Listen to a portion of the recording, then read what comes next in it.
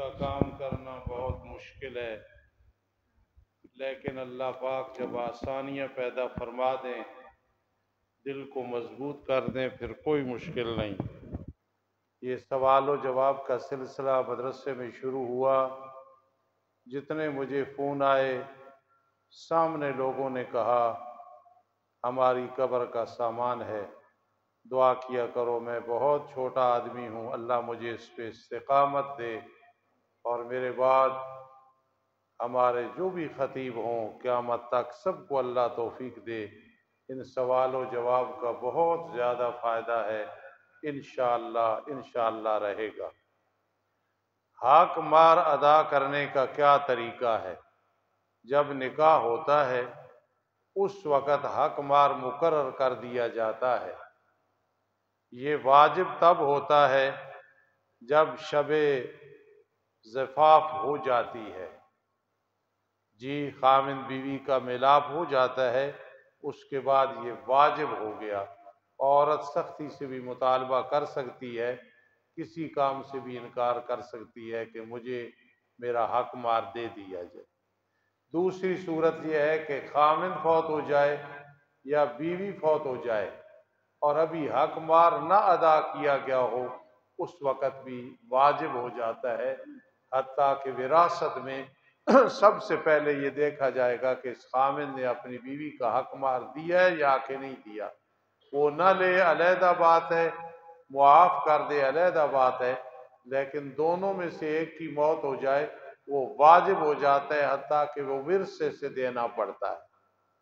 ایک آدمی اپنی بیوی کو 3 مرتبہ کہتا ہے، مثلا زید نامی آدمی، عبداللہ نامی آدمی، طلاق طلاق، آخر میں کہہ دیتا ہے رجی، تو یہ کون سی طلاق ہوگی؟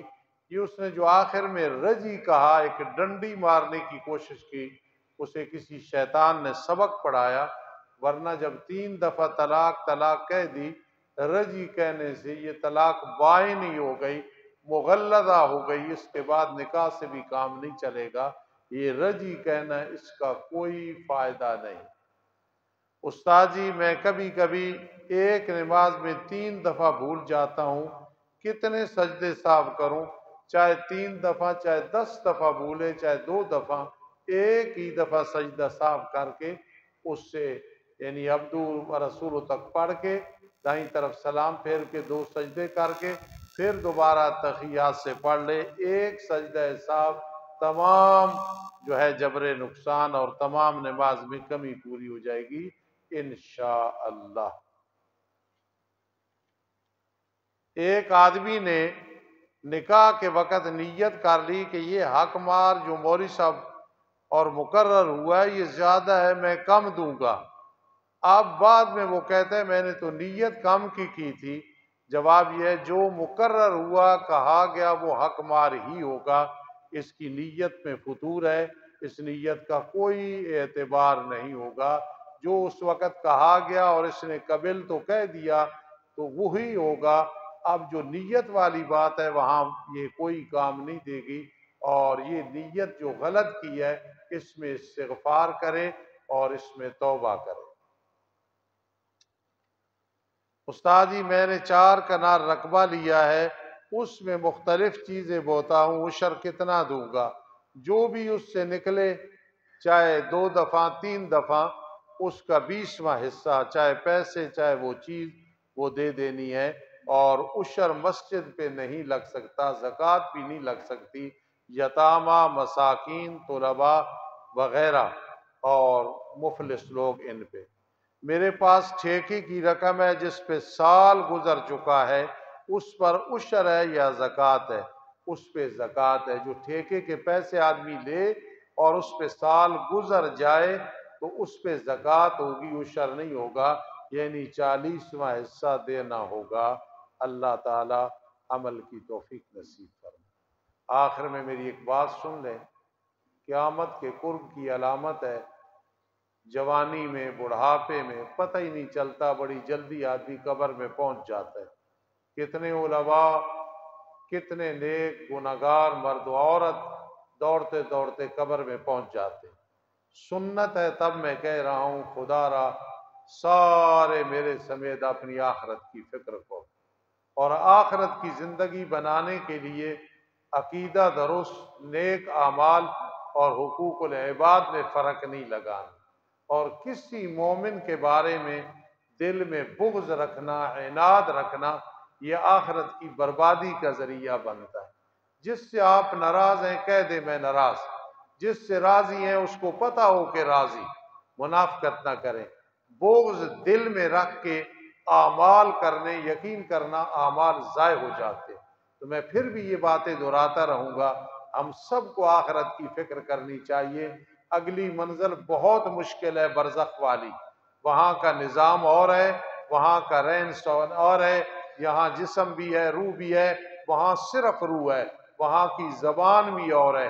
خدا را ہر وقت تیار رہو، اگر کسی کا 1000 روپے بھی دینا ہے تو گھر والوں کے علم میں ہو کہ فلاں کا 1000 دینا ہے، فلاں کا 10,000 دینا ہے، فلاں سے لینا ہے، اور اگر کسی کے ساتھ زیادتی کی ہے اسے راضی کرنا، اس کی منت کرنا۔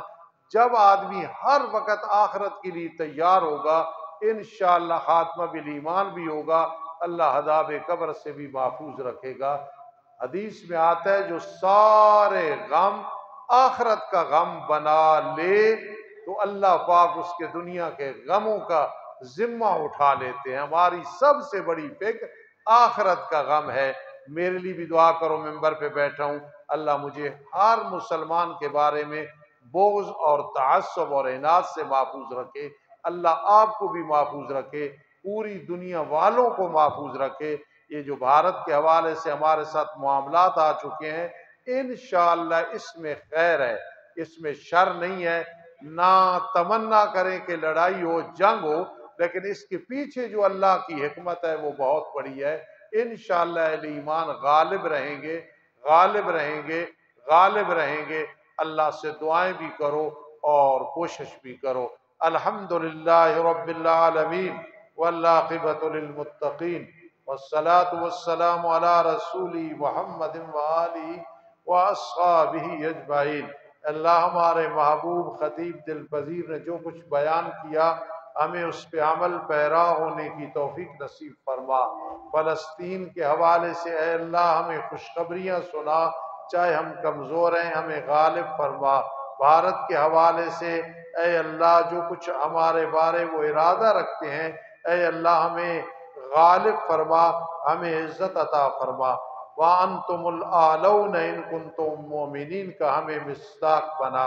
اللہ بیماروں کو شفا عطا فرما، اے اللہ گناہگاروں کو ہدایت نصیب فرما، بے اولادوں کو اولاد عطا فرما، اے اللہ جو مالی طور پہ پریشان ہیں پریشانیاں دور فرما، بچوں کے جن کے رشتے نہیں ہو رہے، بہت پریشانی کے عالم میں کئی مائیں بہنیں، اے رب کائنات ان کی پریشانیاں دور فرما۔ اللہ تو بڑے فضلوں والا ہے، ہمیں اپنے قریب فرما۔ اے اللہ ہم دل کا بائی پاس کرا لیتے ہیں، آنکھ کا آپریشن کرا لیتے ہیں، وغیرہ علاج کرا دیتے ہیں، ہمارے دل بیمار ہیں، اللہ ان کا بھی علاج فرما دے، اے اللہ ان کا بھی علاج فرما دے۔ اے اللہ دینی مدارس کے کئی دشمن ہیں، اپنے ہیں، بیگانے ہیں، انسان ہیں، جن ہیں، ملک پاکستان میں ہیں، باہر ہیں، کافر ہیں، انگریز ہیں، ہندو ہیں، چھپ کے ہیں۔ اللہ ہمارے پاس ٹائم نہیں، اے اللہ ہمیں ان کی سازشوں سے محفوظ فرمانا، اے اللہ ہمیں ان کے پراپگنڈوں سے محفوظ فرمانا، قیامت کی صبح تک مدارس کو رواں دواں فرمانا، علماء کو ہمت اور طاقت عطا فرمانا، مجاہدین کا جذبہ جہاد اس میں اضافہ فرمانا۔ اے اللہ تیری ناراضگی نہ ہمیں دین کی خدمت سے محروم نہ کرنا، عقیدے میں درست رہیں، اللہ یہ سعادت دینا۔ ہر قسم کے گناہوں سے نفرت ہمارے دلوں میں آ جائے، ہر بیماری، ہر برائی، ہر پریشانی اے اللہ اس کا حل فرما دے۔ لا الہ الا انت سبحانک انی کنت من الظالمین، لا الہ الا انت سبحانک انی کنت من الظالمین۔ اے اللہ مرتے وقت کلمہ شہادت نصیب فرمانا، عذاب قبر سے محفوظ فرمانا، ہماری ٹوٹی پھوٹی دینی خدمات کو قبول فرما۔ اے اللہ ہم کفار کے حوالے سے اللہم انا نجعلک فی نحورہم ونعوذ بک من شرورہم اللہم انا نجعلک فی نحورہم ونعوذ بک من شرورہم۔ اے اللہ جو مدرسے پہ مسجد پہ مقدمے ہیں، ٹائم بھی ہمارا ضائع ہو رہا ہے، پیسے بھی ضائع ہو رہے ہیں، اے اللہ ہم ہر وقت اس کے فکر میں ہیں، اے مولا کریم غیب سے مدد فرما دے، اے مولا کریم غیب سے مدد فرما دے، اے مولا کریم غیب سے مدد فرما دے۔ ہمارا تیرے ساتھ رابطہ ہے، اس پہ ناز ہے۔ ربنا ولا تحملنا ما لا طاقت لنا به واعف عنا واغفر لنا وارحمنا انت مولانا انت مولانا انت مولانا انت مولانا۔ اے اللہ ہم ایسے لوگوں کا نہ مقابلہ کرتے ہیں نہ ہمارے پاس ٹائم ہے، اے اللہ ہماری ہر معاملے میں مدد فرما، نصرت فرما، آمین یا رب العالمین برحمتک یا ارحم الراحمین۔ سبحان اللہ۔